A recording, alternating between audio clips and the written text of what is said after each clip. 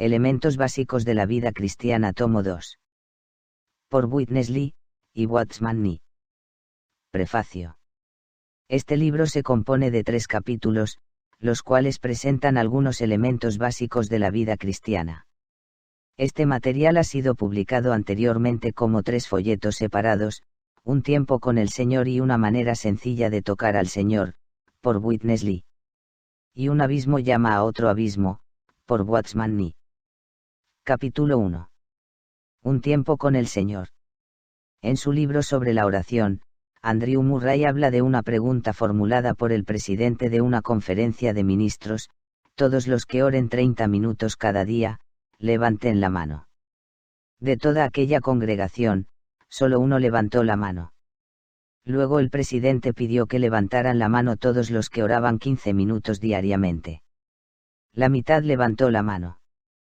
Cuando preguntó quién oraba 5 minutos diariamente, el resto levantó la mano. No es esta la situación entre nosotros hoy. Todos de Elementos básicos de la vida cristiana, tomo 2. Por Witness Lee y Watchman Nee. Prefacio. Este libro se compone de 3 capítulos, los cuales presentan algunos elementos básicos de la vida cristiana. Este material ha sido publicado anteriormente como 3 folletos separados, Un tiempo con el Señor y una manera sencilla de tocar al Señor, por Witness Lee. Y Un abismo llama a otro, Elementos básicos de la vida cristiana, tomo 2. Por Witness Lee y Watchman Nee. Prefacio. Este libro se compone de 3 capítulos, los cuales presentan algunos elementos básicos de la vida cristiana. Este material ha sido publicado anteriormente como 3 folletos separados, Un tiempo con el Señor y una manera sencilla de tocar al Señor, por Witness Lee. Y Un abismo llama a otro abismo, por Watchman Nee. Capítulo 1. Un tiempo con el Señor. En su libro sobre la oración, Andrew Murray habla de una pregunta formulada por el presidente de una conferencia de ministros: todos los que oren 30 minutos cada día, levanten la mano. De toda aquella congregación, solo uno levantó la mano. Luego el presidente pidió que levantaran la mano todos los que oraban 15 minutos diariamente. La mitad levantó la mano. Cuando preguntó quién oraba 5 minutos diariamente, el resto levantó la mano. No es esta la situación entre nosotros hoy. Todos debemos hacernos personalmente esta pregunta: ¿cuánto tiempo paso diariamente con el Señor? La necesidad más prevaleciente entre los cristianos hoy es pasar cierta cantidad de tiempo cada día leyendo y orando en la presencia del Señor. En la esfera física diariamente necesitamos emplear tiempo para obtener la nutrición física al comer el alimento físico. Cuanto más tiempo necesitamos emplear para obtener la nutrición espiritual al comer el alimento espiritual. Conforme a la situación actual, casi todos los cristianos saben cómo estudiar, memorizar, meditar y escudriñar las Escrituras para recibir conocimiento, pero muy pocos saben cómo ir a la palabra de Dios para disfrutar al Señor y nutrirse espiritualmente. Dios vive en nosotros, por tanto, necesitamos reservar algún tiempo cada día con el fin de ir a la palabra de Dios para disfrutarle a Él, alimentarnos de Él y recibir la nutrición espiritual. Por las experiencias y los testimonios de otros, es claro que necesitamos pasar por lo menos 30 minutos con el Señor cada día para tener contacto con Él y ser fortalecidos por Él. Durante este tiempo necesitamos leer y orar, y esto no se puede hacer adecuadamente en 10 minutos. Se necesita un tiempo más largo para leer y orar adecuadamente. Aún media hora para leer y orar es muy poco tiempo, pero con seguridad podemos emplear media hora cada día con el Señor para orar, leer su palabra, y el mejor tiempo para hacer esto es en la mañana. Durante estos 30 minutos debemos olvidarnos de todo: conocimiento, mensajes, actividades, obra, etc. Debemos olvidar todo esto y poner toda nuestra atención en pasar un tiempo apropiado y adecuado en la presencia del Señor. Como hijos de Dios, esta es la primera y principal experiencia diaria en la cual todos los cristianos deben introducirse. Por lo menos durante 30 minutos cada día, debemos aprender a no ejercitar demasiado nuestra mente, sino simplemente ejercitar nuestro espíritu en orar, leer Es imposible que algún cristiano que emplee diariamente menos de 30 minutos en la presencia del Señor sea adecuadamente espiritual y sano. Este es un principio fijo. ¿Puede alguien estar saludable si no come diariamente? Si hacemos esto por un periodo de tiempo, el Señor efectuará un gran cambio en nosotros. Nuestra experiencia de Cristo se profundizará y con el tiempo podremos influir más en otros. Toda la situación entre nosotros cambiará radicalmente, no por enseñanza, estudio ni exhortación, sino al tener contacto con el Señor. Debemos pagar el precio y emplear este tiempo con el Señor por el bien de nuestro crecimiento espiritual. En las mañanas no debemos quedarnos soñolientamente en nuestras camas tanto tiempo. Watchman ni una vez nos dijo que si amamos nuestra cama, no podemos amar al Señor. Hay una verdadera batalla en todos nosotros entre escoger al Señor o escoger nuestra cama. Si por la misericordia y la gracia del Señor determinamos emplear diariamente más tiempo en la presencia del Señor, ¿qué haremos? ¿Con qué medios podemos tocar la palabra de Dios para disfrutarla y ser nutridos? Debemos aprender a hacer solamente una cosa: debemos mezclar nuestra lectura de la Biblia con oración. Debemos tener contacto con el Señor mezclando nuestra lectura de la Biblia con la oración, y mezclando nuestra oración con la lectura. Es por esto que hemos usado una nueva palabra: orar-leer. Debemos orar-leer la palabra. Primero comience ofreciendo espontáneamente una oración corta al Señor. Luego abra su Biblia y empiece a leer. Mientras usted lee, responda espontáneamente al Señor con lo que lea. No lea muchos versículos, tal como un párrafo largo o una sección larga, antes de orar. Mientras lee, responda al Señor con oración. No trate de hacer oraciones largas, ni ore por muchas cosas, pidiendo al Señor que haga algo por usted. Simplemente aprenda a orar con las palabras que lea. La oración valiosa, la oración que hace contacto con el Señor, es decir, o expresar lo que está respondiendo dentro de usted mientras lee la palabra. Estos 30 minutos diarios no deben ser empleados en pedir al Señor que haga muchas cosas, sino simplemente en permanecer en comunión con Él disfrutándole. Cuanto más le disfrutemos, más Él será complacido. Si le pedimos que haga esto y aquello, Él dirá: hijo necio, es innecesario que me pidas que haga todas estas cosas. Yo puedo cuidar de eso, tú solamente debes disfrutarme. En el Nuevo Testamento, el Señor Jesús habla de la palabra de Dios como el alimento espiritual, mas Él respondió y dijo: escrito está, no solo de pan vivirá el hombre, sino de toda palabra que sale de la boca de Dios. Mateo 4:4. Toda palabra que procede de la boca de Dios es el alimento espiritual que nos nutre. Las Escrituras revelan por lo menos 3 casos de aquellos que comieron la palabra de Dios. Uno es Jeremías, que dijo: fueron halladas tus palabras, y yo las comí. Jeremías 3:16. Esta declaración no es conforme a nuestro concepto humano. Si no estuviera escrita en la Biblia, nunca habríamos pensado que debemos comer la palabra de Dios. Puede ser que digamos que debemos aprender con respecto a la palabra y estudiar la palabra. Cuando mucho diríamos que debemos recibir la palabra de Dios. Pero nunca usaríamos la palabra comer. Jeremías comió la palabra de Dios. Esto quiere decir que recibió la palabra dentro de sí, la asimiló y la hizo parte de sí mismo. En el mismo versículo Jeremías también dijo: tu palabra me fue por gozo y por alegría de mi corazón. Esto es una especie de disfrute. La palabra, después de ser comida, se convirtió en gozo y también en alegría.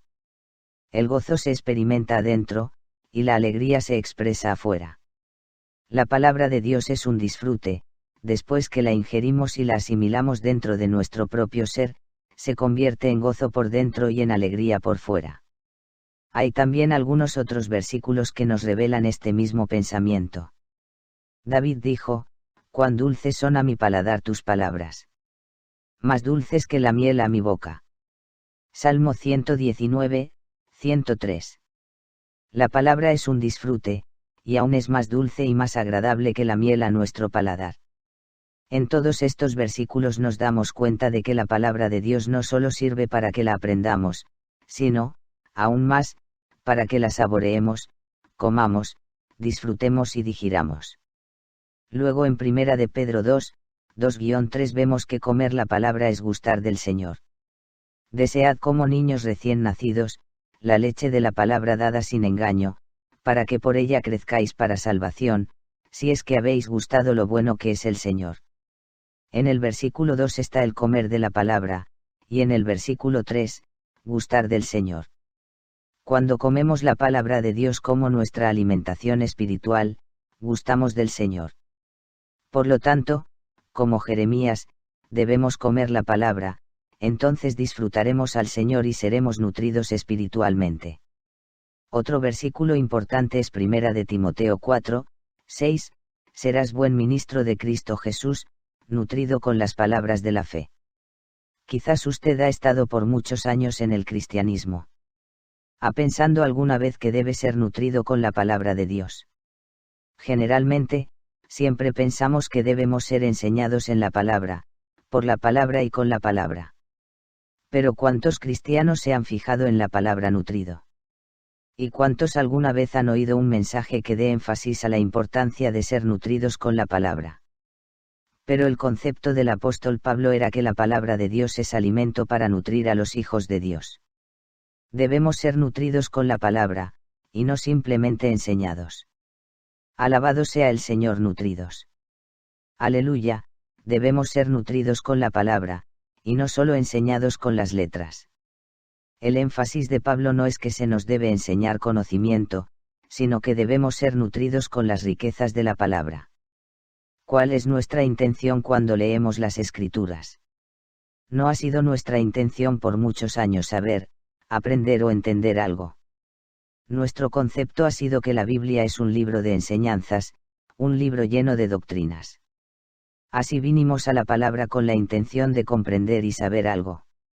Sin embargo, no solamente debemos ejercitar nuestra mente maravillosa con nuestro entendimiento misterioso, para entender la palabra de Dios. Debemos olvidarnos de esto.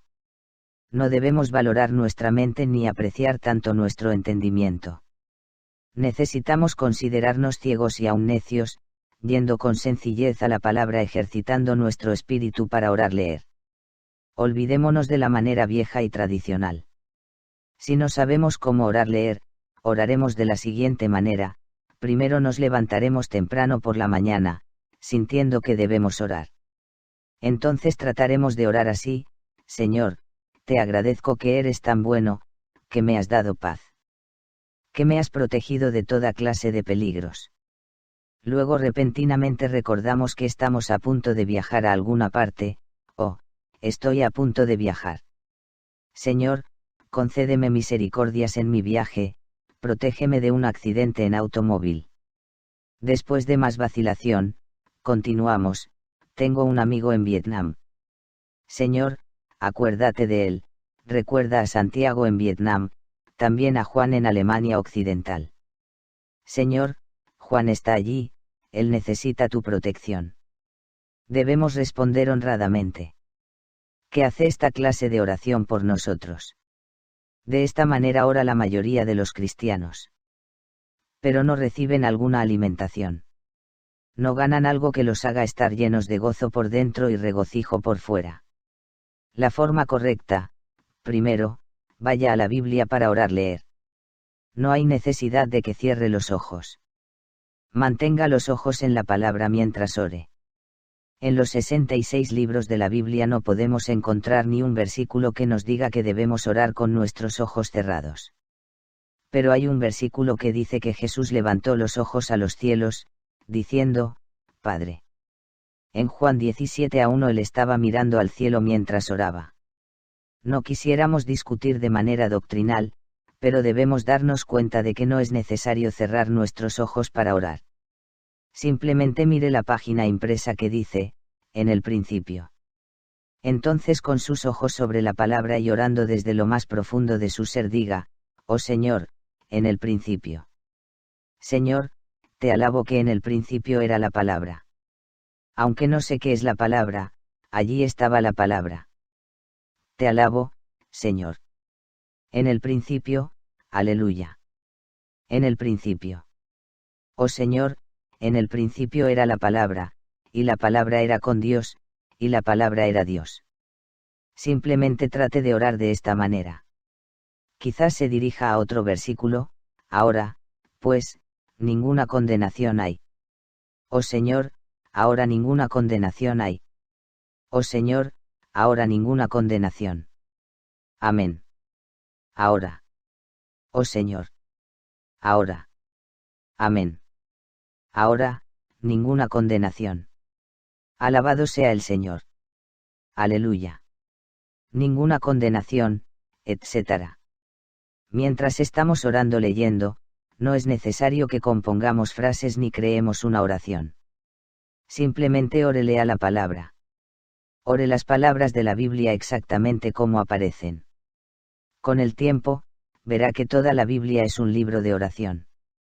No solo el Padre Nuestro es una oración, sino que toda la Biblia es una oración. Abra en cualquier página, cualquier línea o cualquier palabra de la Biblia, y empiece a orar con esa porción de la palabra. Si usted continúa orando leyendo de esta manera en la presencia del Señor por 30 minutos, verá qué clase de iluminación, riego, alimentación, refrigerio, fortalecimiento y satisfacción obtendrá. De estos 30 minutos, obtendrá un desayuno espiritual que durará todo el día. Aunque puede ser que usted no entienda cierto pasaje, aún así, se nutre, porque realmente hay algo de Dios en su palabra. La palabra de Dios es su propio aliento. Segunda de Timoteo 3:16, toda la escritura es dada por el aliento de Dios. No trate solo de aprender la Biblia. Tenemos que darnos cuenta de que este es un libro de vida y no un libro de conocimiento. Este libro es la corporificación divina del Espíritu viviente, y Él es vida. La forma correcta no es solo estudiar o aprender, sino tocar la palabra ejercitando nuestro espíritu para orar leer. Miles han comprobado que esta es la manera correcta. Esta manera de ir a la Biblia ha revolucionado sus vidas. Si usted lo prueba durante 5 mañanas, usted también será cambiado. Todo su concepto acerca de la Biblia cambiará radicalmente. Puede ser que al principio no funcione muy bien, pero con la práctica, tocará al Espíritu viviente. Lo que la Iglesia necesita hoy no es más conocimiento ni enseñanzas, sino alimentación, y la forma en que el Señor nutre a su cuerpo es por su palabra. El Señor anhela tener una manera de nutrirnos y de convertirse en nuestro disfrute. El orar-leer le da esa manera. Por esta clase de oración, todas las riquezas de Cristo serán introducidas en nosotros y serán forjadas dentro de nosotros. Ninguna enseñanza, o doctrina o conocimiento puede forjar a Cristo dentro de nosotros hasta ese punto, solo esta forma de orar puede hacerlo. Por lo tanto, todos nosotros debemos aprender a orar de esta manera. Con el tiempo, seremos sacados de nosotros mismos, y estaremos saturados de Cristo e impregnados del Espíritu. Capítulo 2. Una manera sencilla de tocar al Señor. Pablo en sus epístolas nos revela clara y enfáticamente la meta u objetivo máximo del andar cristiano, a fin de conocerle. Filipenses 3:10, para mí el vivir es Cristo. Filipenses 1:21, Cristo, nuestra vida. Colosenses 3:4. Por medio de estos versículos podemos ver que la realidad y el punto central de la vida cristiana es simplemente Cristo mismo. Todos los cristianos, como personas que han nacido de Dios y en quienes Cristo vive, deben ser llevados por la misericordia del Señor, al punto que ya no estén totalmente empeñados en estudiar acerca de Cristo, en hacer algo para Cristo o aún en servir a Cristo, sino que estén en la realidad que se obtiene al contactarle y experimentarle de manera viva día a día. Romanos 5:10 testifica, porque si siendo enemigos, fuimos reconciliados con Dios por la muerte de su Hijo, mucho más, estando reconciliados, seremos salvos en su vida. Este mucho más debe ser más de Cristo. La experiencia de la salvación inicial de un cristiano es en verdad maravillosa. Él es ahora uno que ha nacido de Dios, pero mucho más él ha de ser salvo en la vida de Cristo. Cada persona que conoce a Cristo como su Salvador puede y debe ser llevada a esta experiencia de mucho más, la cual es entrar en la plenitud y la realidad de una vida enteramente centrada en Cristo, experimentándole, tocándole y disfrutándole momento a momento. Efectuó la redención. Hoy día el Señor se ha hecho disponible a todos los cristianos para que ellos tengan contacto con Él y le experimenten de una manera plena y viviente. La Biblia nos revela que en el principio Jesucristo era Dios, Juan 1:1. Luego un día este mismo Dios se hizo hombre para morar en la tierra, Juan 1:14, y efectuar la redención por todos. Él estuvo entre nosotros como el Cordero de Dios para que, por medio del derramamiento de su sangre, participáramos de la redención, Efesios 1:7, y fuéramos reconciliados con Dios. Esto es verdaderamente glorioso. Cristo se hizo hombre, vivió en la tierra 33 años y medio, y efectuó la redención de todos.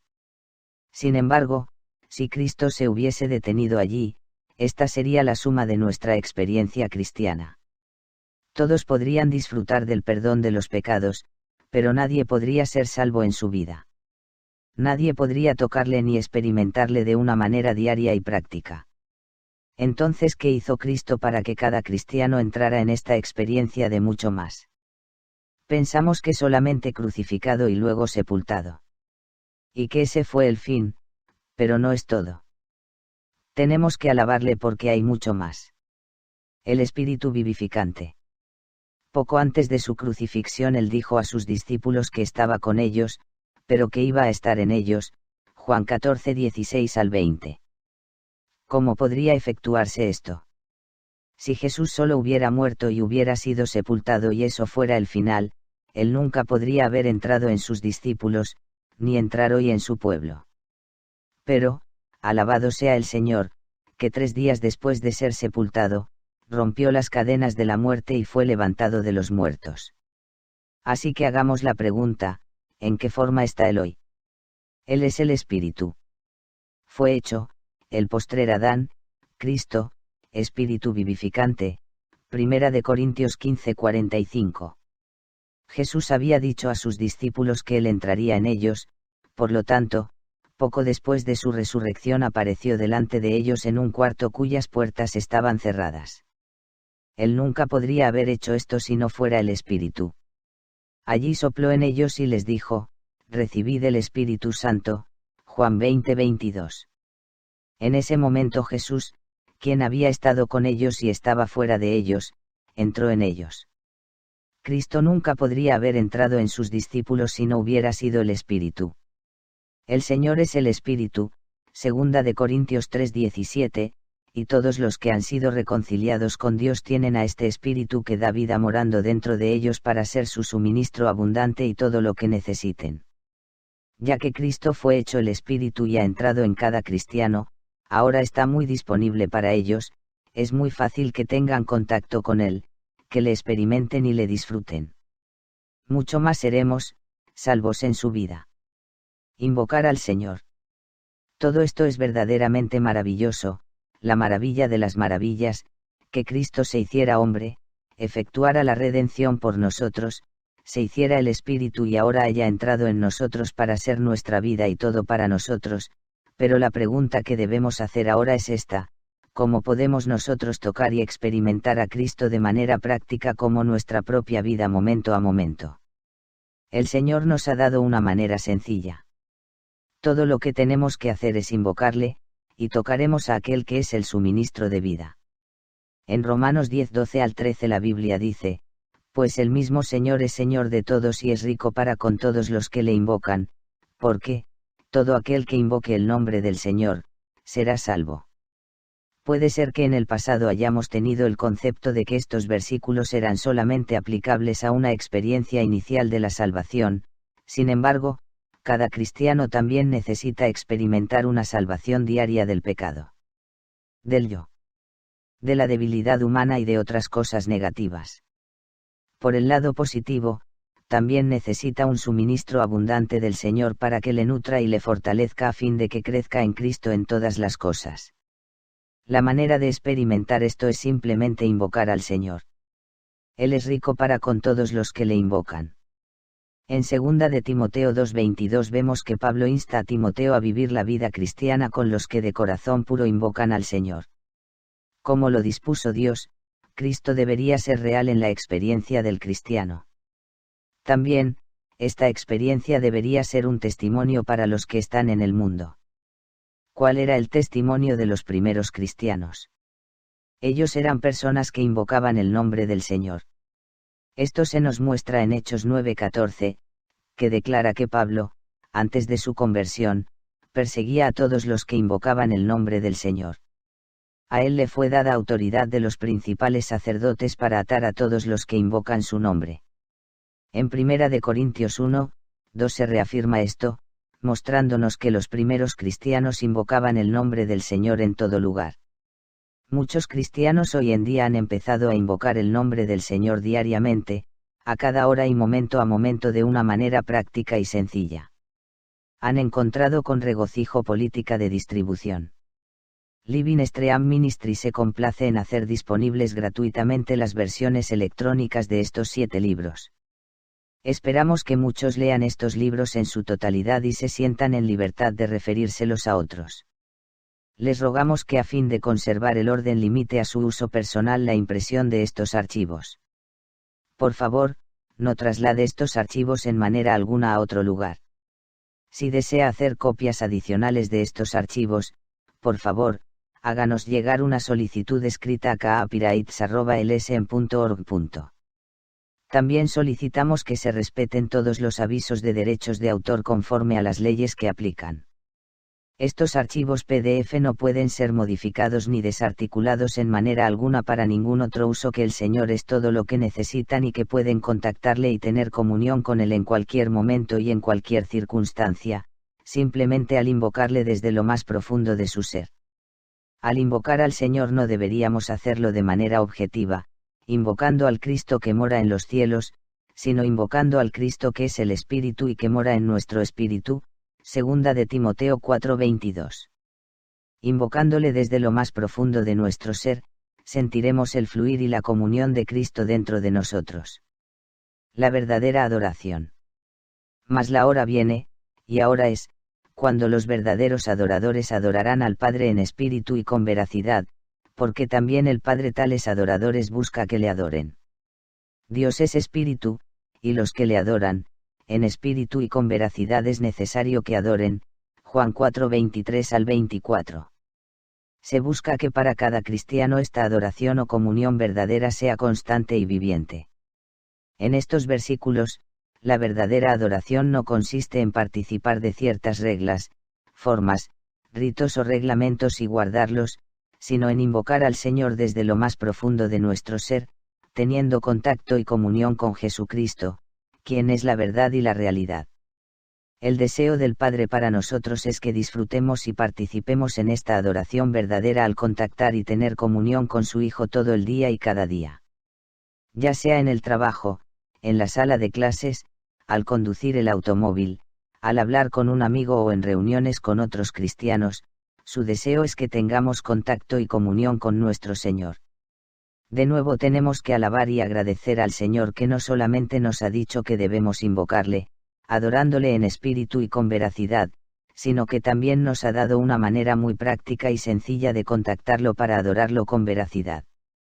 La Biblia nos da ejemplos claros para mostrar que podemos adorar al Señor, tocándole y experimentándole simplemente al invocar su nombre.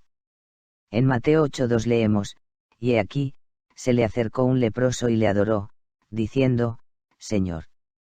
Luego en Mateo 15:25 leemos, pero ella vino y le adoró, diciendo, Señor. Estos versículos nos ayudan a ver que podemos adorar con veracidad en cualquier lugar, en cualquier momento y en cualquier situación.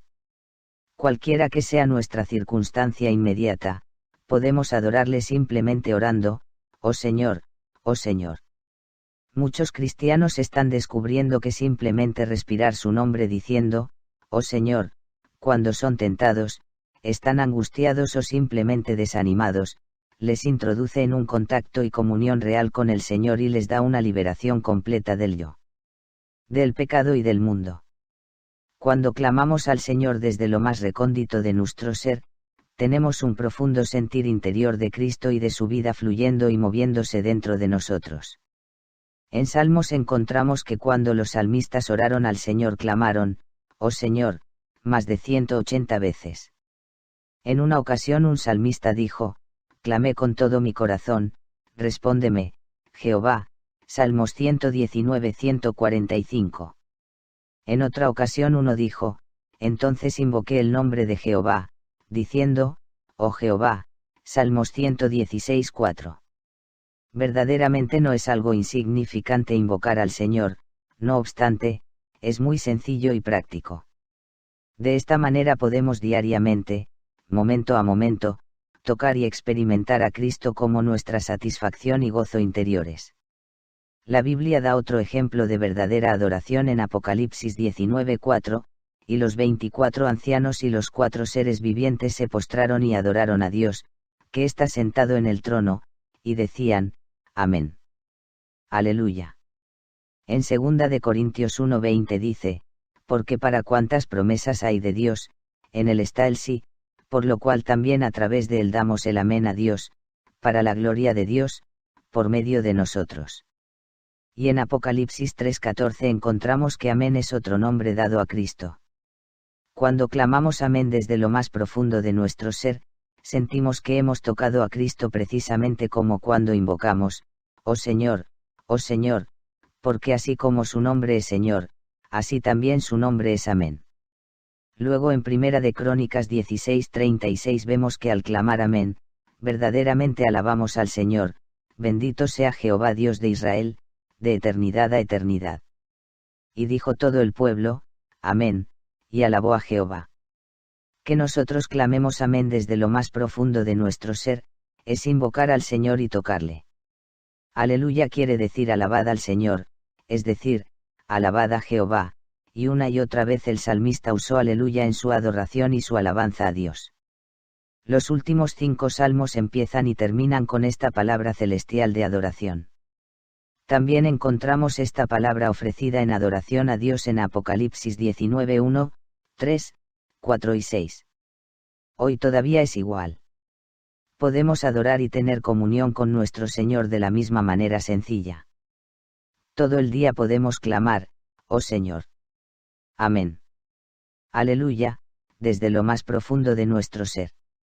En resumen, Jesucristo, el Hijo de Dios, vino a esta tierra, vivió como hombre, fue crucificado por nuestros pecados, fue sepultado, resucitó y se hizo el Espíritu que da vida. Cuando creímos en Él, Él entró como el Espíritu en nuestro espíritu, la parte más profunda de nuestro ser, para ser nuestra vida y nuestro todo. Hoy, por ser el Espíritu, Cristo es como el aire para nosotros, fresco y disponible. Cuando clamamos oh Señor, oh Amén, oh Aleluya, le inhalamos como el aliento que da vida, que nos suministra todas las riquezas de sí mismo. Hoy necesitamos respirar estas 4 palabras como nuestra oración y alabanza a Dios. Desde lo más profundo de su ser simplemente respire, oh Señor, Amén, Aleluya, y probará la dulzura y la realidad de Cristo mismo. Empezará a darse cuenta más y más de que su vida es verdaderamente una vida que nos salva. Hoy muchos cristianos han encontrado que le pueden conocer, que pueden ser introducidos en el poder de su resurrección, que pueden experimentar su salvación espontánea y que pueden andar en unidad con Él, invocando momento a momento, oh Señor, Amén, Aleluya. Capítulo 3. Un abismo llama a otro abismo. Lectura bíblica, Salmos 42:7, Marcos 4 del 5 al 6, a Isaías 39 1 al 6, Segunda de Corintios 12 del 1 al 4. Hechos 5 del 1 al 5. En Salmos 42:7 dice, un abismo llama a otro. Solamente el llamado de un abismo puede lograr que otro abismo responda. Lo superficial no puede descender a los abismos ni penetrar jamás a las partes más hondas, ya que lo profundo solo responde a lo profundo. Solo lo que procede de lo más íntimo de nuestro ser puede lograr una respuesta íntima. Cuando escuchamos un mensaje, lo único que conmueve nuestro interior es lo que proviene del interior del que habla, si no se hila nada de lo profundo de su ser, la ayuda que recibimos es superficial. Debemos ver que la profundidad espiritual es crucial, pues solo lo que brote de allí podrá tocar lo profundo del ser de otros. Si nuestro ser interior no recibe ayuda ni beneficio, nunca brotará nada de él. Si queremos ayudar espiritualmente a alguien, algo debe brotar de lo profundo de nuestro ser. Si no cavamos profundo en nuestro interior, nunca podremos llegar a nadie. A menos que nuestras palabras salgan de lo más recóndito de nuestro ser, no tocaremos lo profundo de otros. Podemos estimular sus emociones y pensamientos, podemos hacer que lloren, se alegren o se conmuevan, pero solo un abismo llama a otro. Las expresiones superficiales nunca tocarán lo profundo de los demás. Tener raíces profundas. En la parábola del sembrador encontramos el principio que debemos seguir cuando predicamos el Evangelio o recibimos la palabra de Dios. Cuando el sembrador salió a sembrar, parte de la semilla cayó junto al camino, otra en pedregales y otra entre los espinos, pero otra cayó en buena tierra. Vemos aquí las 4 maneras en que el hombre recibe la palabra. El Señor Jesús nos dice que uno de esos lugares es los pedregales. Allí se ve la tierra en la superficie, pero por debajo hay muchas piedras. La semilla que cae en esta clase de terreno, brota pronto, pero en cuanto se hile el sol, se seca porque no tiene raíz. ¿Qué es la raíz? Es la parte de la planta que crece bajo la tierra. ¿Qué son las hojas? Es la parte que crece sobre la tierra. Podemos decir que la raíz es la parte escondida de la vida, mientras que las hojas son la vida manifestada. El problema de muchos cristianos es que aunque tienen mucha vida, muy poca se mantiene en secreto. En otras palabras, les falta esa vida escondida. Ustedes han sido cristianos por años, pero ¿cuánto de esa vida se mantiene en secreto y cuánto de ella es evidente? Ustedes dan mucho énfasis al trabajo. Por supuesto, las buenas acciones son importantes, pero aparte de esa expresión de su vida, ¿cuánto de esa vida se mantiene escondida? Si toda la vida espiritual de uno está expuesta, entonces uno no tiene raíces. ¿Están sus virtudes manifestadas ante los hombres, o hay algo que ellos no conocen? Si todas sus experiencias son manifiestas, esto indica que su crecimiento es externo y que carece de crecimiento interno. Si este es el caso, usted es una persona que tiene hojas, pero no tiene raíces, así que se encuentra en la superficie. Como creyentes necesitamos aprender lo que significa el cuerpo de Cristo, y debemos practicar la vida del cuerpo.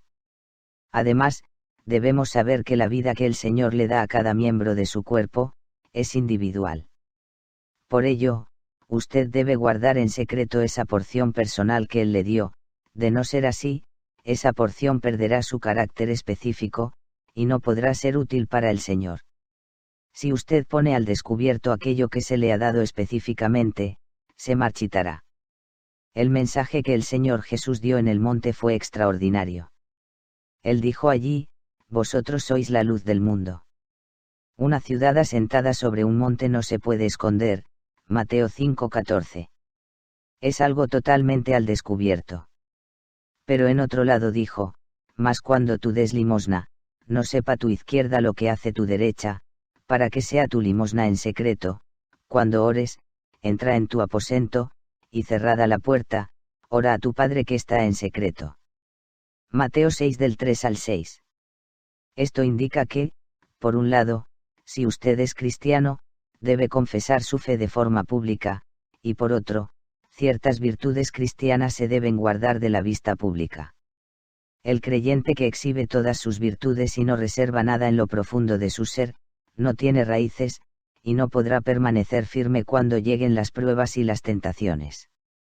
Hace muchos años que somos hijos de Dios, quiera el Señor abrir nuestros ojos y mostrarnos hasta qué punto nuestras experiencias han estado escondidas de la vista pública. ¿Cuántas de esas experiencias quedarían si se eliminara lo que ya se ha hecho público?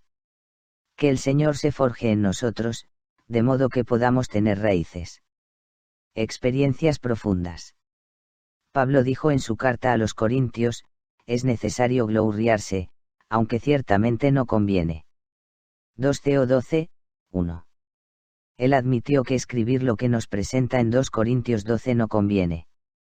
Pero por causa de otros, se vio obligado a hablar de las visiones y revelaciones que el Señor le había dado. Hermanos, esta debe ser nuestra actitud.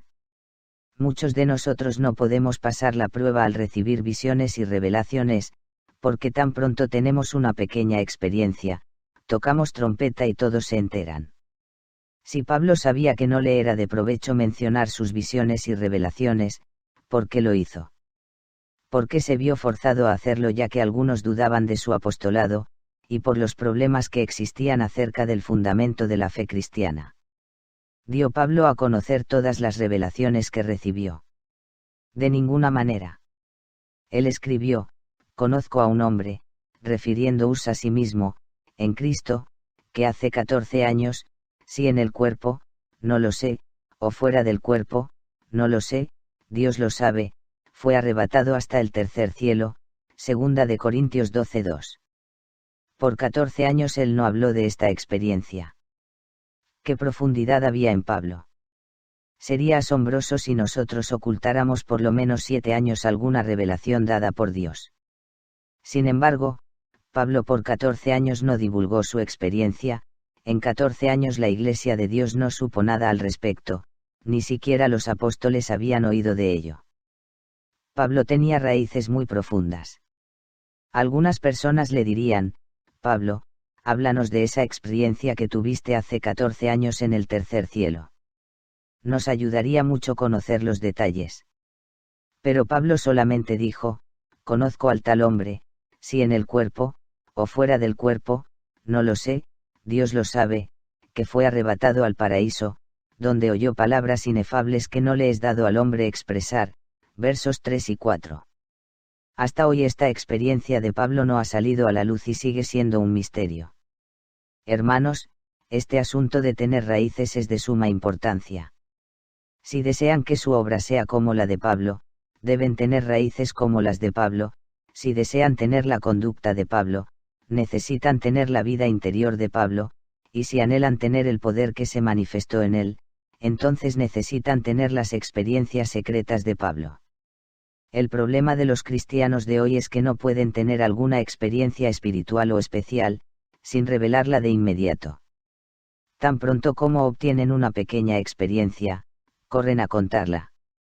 Viven una vida pública, no hay nada guardado en su interior, no tienen raíces. Quiera Dios mostrarnos la experiencia de Pablo y guiarnos a tener tal profundidad. Una vida superficial. Isaías 39 narra la ocasión cuando el rey de Babilonia recibió la noticia de que Ezequías había estado enfermo y que ya se había recuperado, envió mensajeros con cartas y presentes para él. Ezequías, quien había recibido mucha gracia de Dios, no pasó la prueba de la gracia. La palabra de Dios dice: y se regocijó con ellos Ezequías, y les mostró la casa de su tesoro, plata y oro, especias, ungüentos preciosos, toda su casa de armas, y todo lo que se hallaba en sus tesoros. Verso 2. Ezequías no pudo resistir la tentación de mostrar todo lo que poseía. Apenas fue sanado milagrosamente de su enfermedad y se sintió autosuficiente, actuó con arrogancia. Después de todo, a ninguna otra persona que fue sanada se le dio la asombrosa señal de hacer retroceder 10 grados la sombra del sol, Isaías 38:8. En su gozo, Ezequías mostró todos sus tesoros, lo cual revela que no había sido quebrantado por la cruz. Su vida natural no fue eliminada y como consecuencia, todas sus raíces quedaron al descubierto. Todo su conocimiento y todas las riquezas que acumuló, se lo mostró a los babilonios. Debido al despliegue que hizo, Isaías le dijo: oye palabra de Jehová de los ejércitos, he aquí vienen días en que será llevado a Babilonia todo lo que hay en tu casa, y lo que tus padres han atesorado hasta hoy, ninguna cosa quedará, dice Jehová. Capítulo 39 5-6. Aquello que mostremos a los demás, lo perderemos. La medida de vida que exhibamos, será la medida de vida que se nos escapará. Este es un asunto muy solemne y requiere toda nuestra atención. Lamentablemente, muchas personas no pueden abstenerse de revelar sus experiencias, dándolas a conocer para deleitar su corazón, que fue lo que hizo Ezequías al mostrar sus tesoros.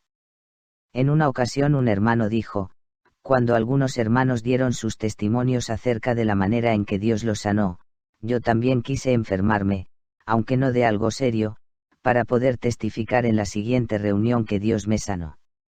El único motivo de este hermano era tener algo que testificar. Quería tener esa experiencia únicamente para tener algo de qué hablar. Vivir de modo superficial impide que progresemos espiritualmente. Testificar sin exhibirse. ¿Significa esto que no debemos testificar? Por supuesto que debemos hacerlo. Pablo lo hizo, y los hijos de Dios lo han hecho por generaciones. Pero testificar es una cosa, y complacerse en exhibir nuestras experiencias es otra. ¿Cuál es nuestro verdadero motivo al testificar? ¿Es que otros sean ayudados o simplemente nos gusta ser vistos? Deleitarnos en oír nuestra propia voz y desear ayudar a otros son dos cosas totalmente diferentes. Testificamos solo porque tenemos algún problema del cual hablar. Un testimonio no es algo que contamos en la conversación de sobremesa. Cuando hablamos vanamente, perdemos riquezas espirituales. Cuando el Señor en verdad nos lo indique, debemos testificar, procurando ayudar a los demás. Pablo testificó en 2 de Corintios 12 lo que había experimentado 14 años antes. Él ocultó su experiencia durante 14 años, y nadie supo nada al respecto. Aun cuando habló de ello, no lo reveló todo. Él mencionó el hecho, pero no dio ningún detalle. Únicamente habló del hecho de que había tenido una revelación en la que oyó palabras inefables que no le era dado al hombre expresar, y no dijo las palabras que oyó. Hasta el día de hoy, el tercer cielo es un misterio y todavía no sabemos cómo es. Hermanos, ¿cuáles son nuestros tesoros? ¿Cuál es el oro, la plata, las especias, los ungüentos y las cosas preciosas que tenemos? ¿Cuál es nuestro arsenal? Debemos recordar que el oro representa todo lo que es de Dios y que la plata se relaciona con la redención efectuada en la cruz, las especias son el resultado de nuestras heridas, las cosas preciosas son todo lo que se relaciona con el reino, y el arsenal es la obra del Señor, la cual recibimos de Dios y del Señor Jesús. Esto no es doctrina, enseñanzas bíblicas ni teología, es lo que hemos adquirido en nuestra comunión con el Señor. Cuando tenemos comunión con Dios y nos comunicamos con Él, adquirimos muchas cosas. No está bien hablar libremente de estos tesoros. Esto no significa que no debamos testificar, sino que muchas de estas experiencias deben permanecer escondidas. Hermanos, este es un asunto crucial en la vida cristiana. Muchas de nuestras experiencias espirituales deben guardarse en secreto. El Señor Jesús en algunas ocasiones dio su testimonio pero nunca habló más de lo necesario. Una cosa es dar testimonio, y otra muy distinta ser locuaz. En muchas ocasiones el Señor pedía a quienes sanaba que no lo dijeran a nadie. Esta orden se repite constantemente en el Evangelio de Marcos. En una ocasión el Señor le dijo a cierta persona, vete a tu casa, a los tuyos, y cuéntales cuánto el Señor ha hecho por ti, y cómo ha tenido misericordia de ti. Marco 5:19. Es apropiado hablar de las grandes cosas que el Señor ha hecho por nosotros, pero no debemos publicarlas, como si se tratara de noticias. Lo único que esto hace es poner en evidencia el hecho de que no tenemos raíces. No tener raíces es no tener ningún tesoro, es no tener vida ni experiencias secretas. Es esencial que algunas de nuestras experiencias permanezcan guardadas en secreto. Revelarlo todo, equivale a perderlo todo. Recordemos además que si mostramos todos nuestros tesoros, no podremos evitar ser llevados en cautiverio. La muerte y la exhibición van juntas. Cuando testificamos, debemos ser como Pablo, el cual aunque se vio obligado a gloriarse, dijo, ciertamente no conviene, 2 de Corintios 12:1. Con frecuencia el ataque de Satanás se presenta cuando el hombre se exhibe. Cualquier clase de exhibición acarrea pérdida. Muchos creyentes, cuando son sanados, testifican para la gloria de Dios, pero la mayoría de estos testimonios no glorifican a Dios, sino que exaltan la fe del que testifica. Como resultado, la enfermedad regresa.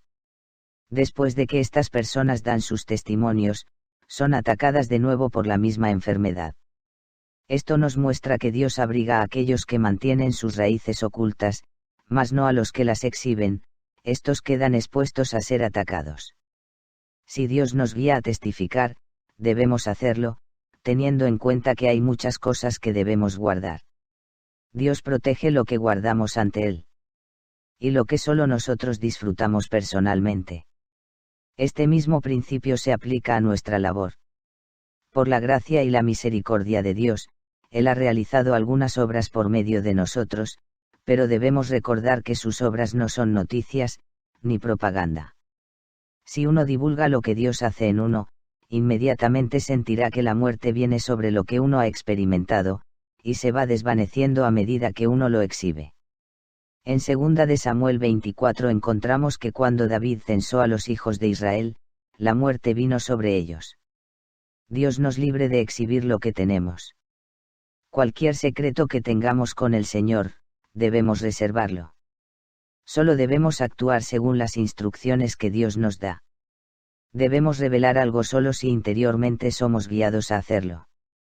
Si Dios quiere que compartamos alguna experiencia con un hermano, debemos hacerlo, pues de lo contrario violaríamos una ley de los miembros del cuerpo de Cristo, que es la comunión. Si reprimimos esta ley, el fluir se detendrá. Debemos tener una actitud positiva y ministrar vida a los demás. Pero si constantemente acaparamos la atención, entonces la locuacidad y la exhibición nos harán vulnerables a los ataques del enemigo. Espero que conozcamos el cuerpo de Cristo y el fluir de vida entre sus miembros, pero también quisiera que aprendiéramos a guardar nuestra porción secreta delante del Señor, es decir, esas experiencias que nadie conoce. No debemos sacar a la luz ninguna raíz. A medida que ganamos profundidad y extendemos nuestras raíces, descubriremos que un abismo llama a otro. Cuando extraemos riquezas de lo más profundo de nuestro ser, vemos que otras vidas son profundamente afectadas. En el momento que toquemos nuestro ser interior, otros creyentes recibirán ayuda y serán iluminados. Se darán cuenta de que hay algo más profundo de lo que pueden entender. Cuando lo profundo que hay en nosotros de uno toca lo profundo de otra persona, ella responde. Si nuestra vida no tiene profundidad, nuestra obra será superficial y el efecto que tenga en los demás también será superficial. Repitamos esto de nuevo, solo un abismo llama a otro abismo. Dos siervos del Señor. Agradecemos al Señor que el ministerio que Watchman Nee y su colaborador Witness Lee rindieron al cuerpo de Cristo ha sido de bendición por más de 80 años para los hijos del Señor en todos los continentes de la tierra. Sus escritos han sido traducidos a muchos idiomas. Y, puesto que nuestros lectores nos han hecho muchas preguntas con respecto a Watchman Nee y Witness Lee, a manera de respuesta hemos querido presentarles esta breve reseña biográfica sobre la vida y la obra de estos dos hermanos. Watchman Nee. Watchman Nee recibió a Cristo a los 17 años de edad. Su ministerio es muy conocido entre los creyentes de todo el mundo que buscan más del Señor. Sus escritos han sido de gran ayuda para muchos de ellos, especialmente en lo concerniente a la vida espiritual y a la relación que existe entre Cristo y sus creyentes. No obstante, no muchos conocen otro aspecto de igual importancia en su ministerio, en el cual se enfatiza la práctica de la vida de Iglesia y la edificación del cuerpo de Cristo. De hecho, el hermano Nee es autor de muchos libros, tanto acerca de la vida cristiana como acerca de la vida de Iglesia. Hasta el final de sus días, Watchman Nee fue un don dado por el Señor para mostrarnos la revelación hallada en la palabra de Dios. Después de padecer sufrimientos durante 20 años en una prisión en China, a la que estuvo confinado a causa de su fe en el Señor, nuestro hermano murió en 1972 como un fiel testigo de Jesucristo. Witness Lee. Witness Lee fue el colaborador más cercano que tuvo Watchman Nee y el que le mereció mayor confianza. En 1925, a los 19 años de edad, Witness Lee experimentó una dinámica regeneración espiritual y se consagró al Dios vivo a fin de servirle. A partir de entonces, se dedicó a estudiar la Biblia intensivamente. En los primeros 7 años de su vida cristiana fue grandemente influenciado por la Asamblea de los Hermanos de Plymouth. Después, conoció a Watchman Nee y durante los siguientes 17 años, hasta 1949, fue colaborador del hermano Nee en China. Durante la Segunda Guerra Mundial, cuando Japón invadió a China, Witness Lee fue encarcelado por los japoneses y sufrió por causa de su fiel servicio al Señor. El ministerio y la obra de estos dos siervos del Señor trajo un gran avivamiento entre los cristianos de China, resultando en la propagación del Evangelio por todo el país, así como en la edificación de cientos de iglesias. En 1949 Watchman Nee congregó a todos los colaboradores que servían con él en China y, en tal ocasión, encargó a Witness Lee la continuación del ministerio más allá de las fronteras de China continental, en la isla de Taiwán. En los años que siguieron, la bendición de Dios sobre la obra en Taiwán y el sudeste de Asia hizo que se establecieran más de 100 iglesias en esa región. A comienzos de 1960, Witness Lee fue dirigido por el Señor a radicarse en los Estados Unidos, donde ministró y laboró para el beneficio de los hijos del Señor durante más de 35 años. Vivió en la ciudad de Anaheim, en California, desde 1974 hasta que partió para estar con el Señor en junio de 1997. A lo largo de sus años de servicio en los Estados Unidos, el hermano Lee escribió más de 300 libros. El ministerio de Witness Lee es particularmente beneficioso para aquellos cristianos que buscan más del Señor y anhelan conocer y experimentar más profundamente las inescrutables riquezas de Cristo. Al darnos acceso a la revelación divina contenida en las Escrituras, el ministerio del hermano Lee nos revela la manera de conocer a Cristo con miras a la edificación de la Iglesia, la cual es su cuerpo, la plenitud de aquel que todo lo llena en todo. Todos los creyentes deben participar en el ministerio de edificar el cuerpo de Cristo, a fin de que el cuerpo se edifique a sí mismo en amor. Solo si se lleva a cabo dicha edificación se podrá cumplir el propósito del Señor, y así podremos satisfacer el anhelo de su corazón. La característica principal del ministerio de ambos hermanos yace en que ellos enseñaron la verdad basados en la palabra pura de la Biblia. A continuación, detallamos brevemente las principales creencias que profesaron Watchman Nee y Witness Lee. 1. La Santa Biblia es la revelación divina, completa e infalible, dada por el aliento de Dios y cuyas palabras fueron inspiradas por el Espíritu Santo. 2. Hay un único Dios, a saber, el Dios triuno, el Padre, el Hijo y el Espíritu Santo coexisten simultáneamente y moran el uno en el otro desde la eternidad hasta la eternidad. 3. El Hijo de Dios, quien es Dios mismo, a fin de ser nuestro Redentor y Salvador, se encarnó al hacerse un hombre llamado Jesús, el cual nació de la Virgen María. 4. Jesús, quien es un auténtico ser humano, vivió en la tierra por 33 años y medio con el fin de dar a conocer a Dios el Padre a los hombres. 5. Jesús, el Cristo ungido por Dios con su Espíritu Santo, murió en la cruz por nuestros pecados y derramó su sangre para efectuar nuestra redención. 6. Jesucristo, después de permanecer 3 días en el sepulcro, fue levantado de entre los muertos y 40 días después él ascendió al cielo, donde Dios le hizo Señor de todos. 7. Cristo, después de su ascensión, derramó el Espíritu de Dios sobre sus escogidos, sus miembros, bautizándolos en un solo cuerpo. Dicho Espíritu se mueve en la tierra hoy con el propósito de convencer a los pecadores de sus pecados, regenerar al pueblo escogido de Dios impartiéndoles la vida divina, morar en los que creen en Cristo para que ellos crezcan en la vida divina y edificar el cuerpo de Cristo, con miras a que Cristo obtenga su plena expresión. 8. Cristo, al final de la era presente, regresará para arrebatar a sus creyentes, juzgar al mundo, tomar posesión de la tierra y establecer su reino eterno. 9. Los santos vencedores reinarán con Cristo durante el reino milenario, y todos los que creen en Cristo participarán de las bendiciones divinas en la Nueva Jerusalén, en el cielo nuevo y la tierra nueva por toda la eternidad. Política de distribución. Living Stream Ministry se complace en hacer disponibles gratuitamente las versiones electrónicas de estos 7 libros.